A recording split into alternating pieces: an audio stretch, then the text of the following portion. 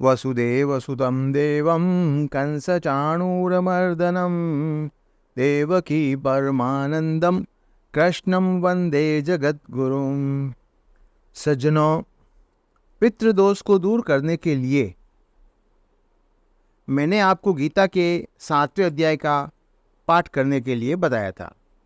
अब 7वें अध्याय का पाठ करने से क्या होता है, उसकी मैं एक कहानी है, उसके 7वें अध्याय का महात्म्य है, वो मैं आपको सुनाता हूँ। उसको बहुत ध्यान से सुनना और उसको समझने की कोशिश करना, तो फिर आपको समझ में आ जाएगा कि पितृदोष को निवारण करने के लिए गीता के 7वें अध्याय का पाठ कितना ज़्यादा महत्वपूर्ण है। पुराने समय में पाटलिपुत्र नाम का एक नगर था।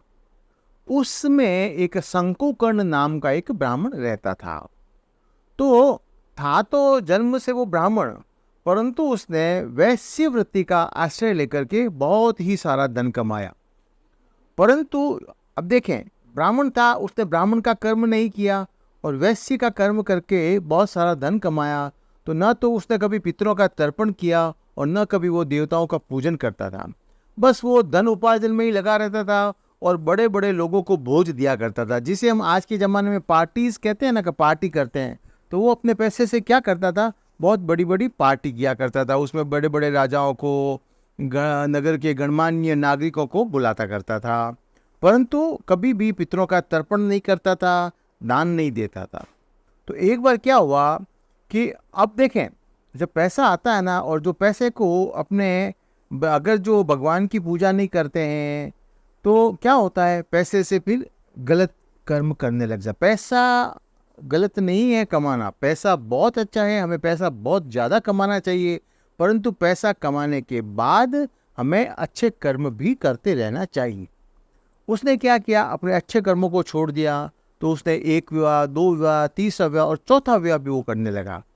तो अपने चौथा विवाह करने के लिए जब वो अपने बंधु बांधवों के साथ जा रहा था, तो रास्ते में एक सांप ने उसको आकर के काट लिया और सांप के काटने से उसकी मृत्यु हो गई। बहुत सारी कोशिश की गई उसको बचाने की, परंतु कुछ भी नहीं हुआ और उसके प्राण पखेरु उड़ गए। और कुछ दिनों के बाद वह जो है वो एक सर्प योनि में ही उत्पन्न हुआ। पहले तो वो प्रेत बना और फिर बाद में सर्प योनि में उत्पन्न हुआ।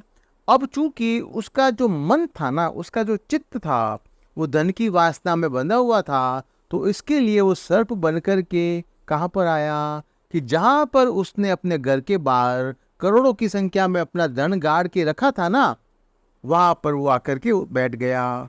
और उसने क्या सोचा मन में कि मैं अपने पुत्रों को नहीं दूंगा यह धन, बस यह धन तो मेरे ही, मैंने कमाया है, तो मैं खुद ही इसकी रक्षा करूंगा। वो पागल था ना, इसके लिए उसने ऐसा सोचा। तो एक दिन क्या हुआ, जब वो सांप की योनि में था तो पीड़ित हो गया। तो उसने स्वप्न में अपने पुत्रों के जाकर के अपना मनोभाव बताया और उनको कहा कि मेरा कैसे उद्धार हो सकता है। अब उनके पुत्र तो बड़े निरंकुश थे, उनके ही पुत्र थे ना। उसने क्या किया, उसमें से एक मझला पुत्र था, वो हाथ में हथौड़ी और फावड़ा लेकर के वहां पर गया जहां पर उसके पिताजी जो है वो सर्प बन करके बैठे हुए थे। और उसने क्या किया, उस स्थान को खोदना चालू किया धन प्राप्त करने के लिए। तो जब उसने वो सर्प की मांबी को खोदना प्रारंभ किया, तो वो जो उसका पिता था ना पूर्व जन्म में, अभी तो वो सांप हो गया है।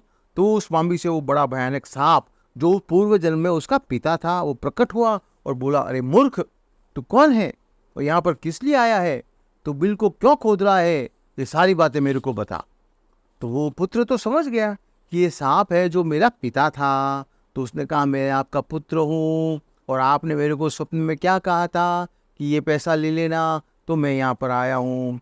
तो पुत्र की ये वाणी सुनकर के वो जो सांप था ना, जो उसका पिता था पूर्व जन्म में, वो हंसता हुआ बोला, अगर तू मेरा पुत्र है तो मुझे शीघ्र ही इस बंधन से मुक्त कर, सांप योनि से मुक्त कर, और फिर मैं तेरे को ये धन ले दूंगा। तो पुत्र ने पूछा कि पिताजी, आपकी मुक्ति कैसे होगी, ये आप मेरे को उपाय बताओ, तो मैं सब जो है मिल करके आपको वो साधन अपना करके आपको मुक्त कर देंगे। तब उसके पिता ने कहा कि बेटा, जो भी पितर होते हैं और वो जब अधोगति में चले जाते हैं या कुछ भी हो जाता है तो पितृदोष पैदा होता है, तो पितृदोष को दूर करने के लिए सिर्फ और सिर्फ एक ही उपाय है, और वो है गीता के अमृतमय 7वें अध्याय का पाठ। 7वें अध्याय का पाठ का छोड़ करके मुझे कोई भी ऐसा साधन नहीं है, तीर्थ हो, दान हो, तप हो, यज्ञ हो, किसी में भी इतनी सामर्थ्य नहीं है जो मेरे को इस मुक्ति से, इस सांप योनि से मुक्ति दिला सके। तो पितृदोष को समाप्त करने के लिए, पितरों को जो अधोगति में चले गए उनको अधोगति को समाप्त करने के लिए, पितरों का दोष दूर करने के लिए सिर्फ और सिर्फ 7वें अध्याय का पाठ ही समर्थ है। तो जब उसने ऐसी बात अपने पुत्र को बताई तो उनके पुत्र जो थे उन्होंने गीता के 7वें अध्याय का पाठ करवाया ब्राह्मणों से, और फिर श्राद्ध पक्ष के अंदर 29 सितंबर से 14 अक्टूबर तक श्राद्ध पक्ष है, ये मैंने पहले भी आपको बताया है। तो इस श्राद्ध पक्ष के अंदर जो नियमित सप्तम अध्याय का पाठ करते हैं और ब्राह्मण को श्रद्धापूर्वक भोजन कराते हैं, सप्तम अध्याय का पाठ करते हैं श्रद्धा सहित, वो निसंदेह अपने पितरों को अधोगति से मुक्त कर सकते हैं, और अगर उनके ऊपर कोई पितृदोष है तो उसको दूर कर सकते हैं, पितरों की मुक्ति हो जाती है। इसके लिए मैं आपको बार बार कहता हूं कि गीता के 7वें अध्याय का पाठ कीजिए। जो 29 सितंबर से लेकर के 14 अक्टूबर तक ये जो श्राद्ध पक्ष है, उसके अंदर नित्य प्रतिदिन आप गीता के सप्तम अध्याय का पाठ किसी ब्राह्मण से करवाइए। अगर आपसे नहीं होता है, मैं आपके लिए सप्तम अध्याय का पाठ भी आपको मैं यूट्यूब पर भेज दूंगा, वो आप सुन लेना, और अगर आप नहीं कर सकते हैं तो आप मेरे को बता देना, मैं आपके लिए 7वें अध्याय का पाठ नित्य प्रतिदिन 29 सितंबर से लेकर के 14 अक्टूबर तक रोजाना कर दूंगा, जिससे आपके जो पितृदोष है वो दूर हो जाएंगे। तो अगर आप में से किसी को भी पितृदोष से मुक्ति पानी है तो आप मेरे को फ़ोन कीजिए और गीता के 7वें अध्याय का पाठ मुझसे आप करवाइए, तो आपका पितृदोष निश्चित रूप से दूर हो जाएगा।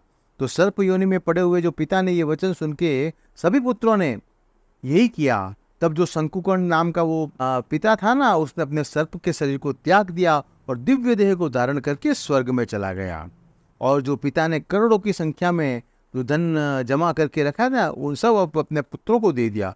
तो उनसे वो सदाचारी जो पुत्र थे बहुत प्रसन्न हो गए। अब उन्होंने समझ लिया था कि धन आता है तो उसका सदुपयोग करना चाहिए। तो उन्होंने बावलियाँ बनाई, कुआं बनवाया, लोगों के यज्ञ करवाए, मंदिर बनवाए, पूजा करवाई, अन्नशाला बनवाई, और 7वें अध्याय का हमेशा पाठ करते रहे थे। तो ये 7वें अध्याय का पाठ है, पितरों का दोष दूर करने के लिए अत्यंत महत्वपूर्ण पाठ है। 29 सितंबर से 14 अक्टूबर तक ये जो पितृपक्ष प्रारंभ हो रहा है, आप रोजाना 7वें अध्याय का पाठ कीजिए। और अगर आपसे नहीं हो पाता है तो आप मुझे बताइए, मैं आपके लिए करूँगा और मैं आपके पितृदोष को दूर करूँगा। आज के लिए इतना ही। जय श्री कृष्णा, जय श्री कृष्णा, जय श्री कृष्णा, जय जय राधे श्याम।